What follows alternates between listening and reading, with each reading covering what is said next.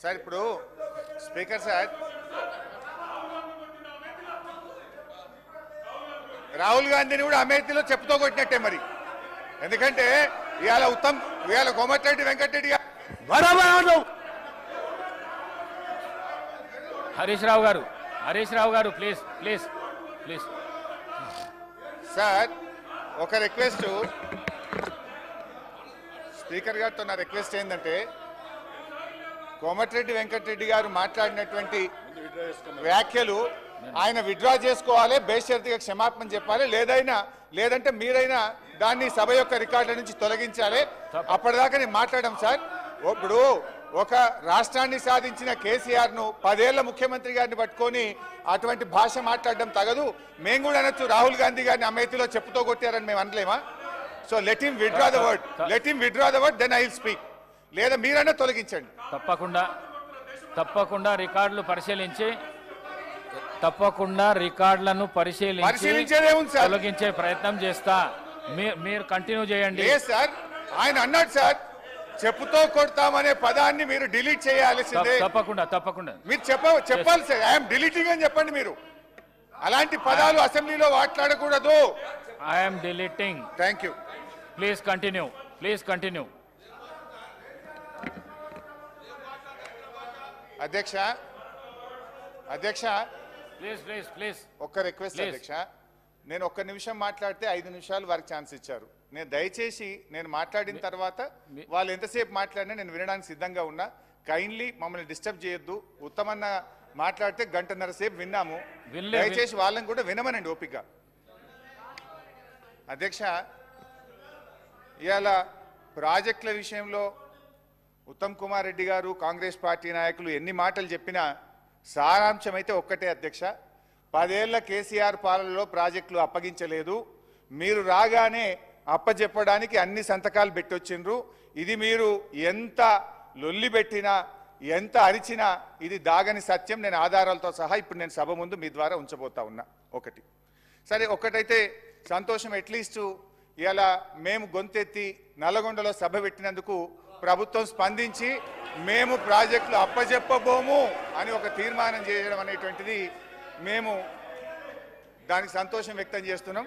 అయితే తీర్మానం గురించి మాట్లాడేందుకు ముందు అందులో ఒక 2-3 అంశాలు తీర్మానంలో మాకు సీరియస్ అబ్జెక్షన్స్ ఉన్నాయి. అదర్వైజ్ ప్రాజెక్టులు అప్పచెప్పబోము అనేటువంటి దాన్ని మాత్రం మేము స్వాగతిస్తున్నాం. అయితే అధ్యక్ష తొందరపడుకుంది. ఇవాళ ఆంధ్రజ్యోతి ఎడిటింగ్ చూసినావు కదా పొద్దుగాల ఎవరిది? ఆంధ్రజ్యోతి పొద్దుగాల ఎడిటింగ్ వచ్చింది చూసినావు అయ్యాల? హరీష్ రావు గారు. సో అధ్యక్ష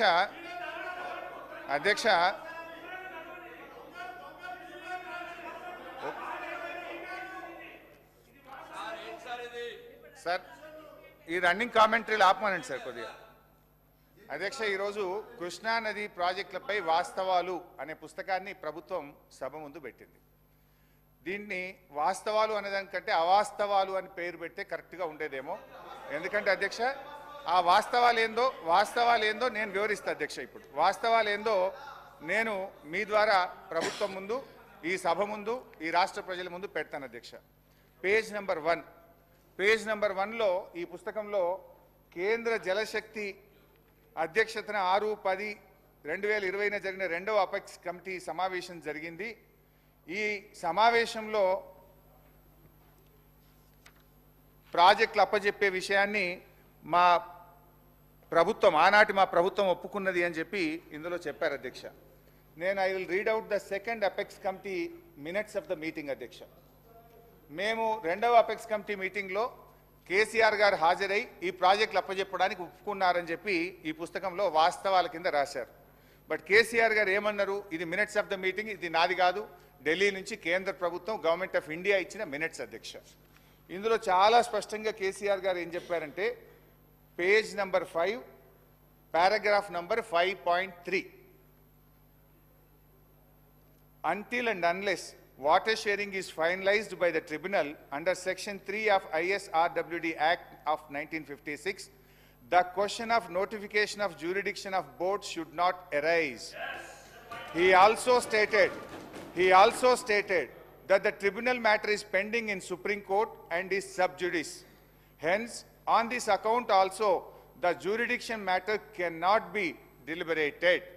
స్పష్టంగా కేసీఆర్ గారు రెండవ అపెక్స్ కమిటీ మీటింగ్లో ఈ బోర్డు అనేటువంటి అంశాన్ని తీసుకునే అవకాశం లేదు, మ్యాటర్ సబ్ జ్యుడిస్ అని చెప్పి వారు స్పష్టంగా చెప్పారు. ఒకటి ఇది అవాస్తవం. నంబర్ 1 అవాస్తవం. స్పీకర్ సార్ నేను ఒకటే విషయం తెచ్చిన, నేను అయిపోయింది ఇది the exact word minutes of the meeting.